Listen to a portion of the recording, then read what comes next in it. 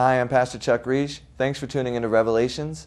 It's a series on evangelism and discipleship, highlighting ministries all around the country. And today we're in Farmington, New Mexico, visiting a ministry called Navajo Ministries. And with me is the president, Jim Baker. Jim, thanks so much for joining us today. Thanks, Chuck, for including us in your program. You're so welcome. So when did the ministry actually start? And I understand you also have some different ministries under the umbrella. Tell me about that. Ministry began actually because Navajo Missions. Jack Drake was the founder, and he was teaching at a denominational school in the area and heard the cry of many Navajo moms and grandmas that, is there a place for my children, because we can't give them food and clothing and care for them. And so he thought God was calling him to start a place, a children's home. And so that's how it really began. And so it was that same calling, I guess, that God used in our lives many years later then to come and also have a part in children's lives. That's good. Doing some radio and some other things? Oh yeah, we got Christian radio. We were the first Christian station in 1980. KNMI, vertical radio is what we call it these days. And reaching out to a lot of people, and that's changed over the years too, all kinds of formats, but now we're really zeroed in on the young families, reaching them. And we also have a counseling center with a husband and wife team that serve as the counselors, working with the kids that come with many issues in their background. And then we also have our Navajo Nation outreach, and now is focused in the summertime on vacation Bible schools that we assist Navajo churches with. And also at Christmas time we provide food, clothing, Bibles, toys to needy families. That's awesome. Well, there certainly is a lot to talk about. Stay tuned as we get some more interviews from some of the faculty and staff so you can see how God is using Navajo Ministries to reach this region for Christ. Stay tuned. Well, originally it was started to provide homes for children in need.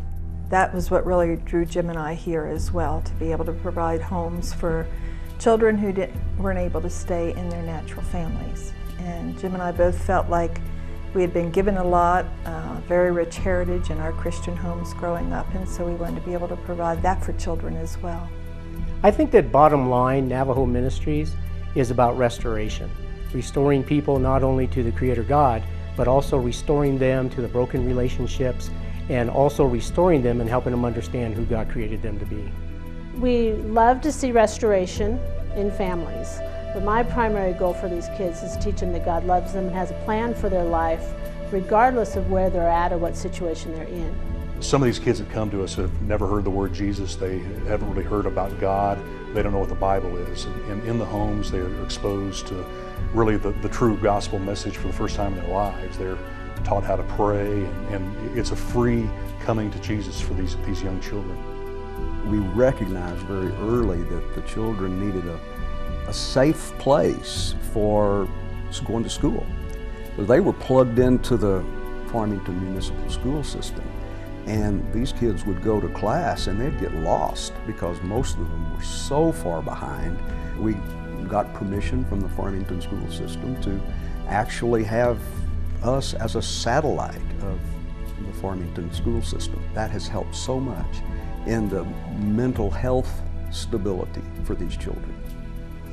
We provide a really good environment for these children to understand what family life is all about, with a mom and a dad, with a safe school, with a teacher who can teach them about God, as well as reading, writing, and arithmetic, counseling for them to heal their hurts, a radio station to listen to Christian music that's modern. We started in 1980 as the first Christian radio station on the air. And since then we've grown a lot. We've added 3 translators to southern Colorado, serving Durango, Cortez, and Pagosa Springs, Colorado, as well as our main transmission right here in Farmington. We really impact the community in a number of ways. We're more than music. There's games of the week. We have broadcasters who broadcast football, basketball, high school games, baseball, softball, those type of things. We're also the official home of the Connie Mack World Series, which is a great tournament for amateur baseball players around the country aged 16 to 18. We also broadcast online at verticalradio.org, a service to all of our listeners that maybe if they're not in this area can still pick up the transmission anywhere around the world. They definitely have contemporary Christian music, which I enjoy. My daughters, I was cruising around town with them the other day. They were driving me, popped on the radio, and it was 88.9, and every song that came on they sang along to. And so I love that as a mom of teenagers, that they're listening to Christian music that's relevant to their lives.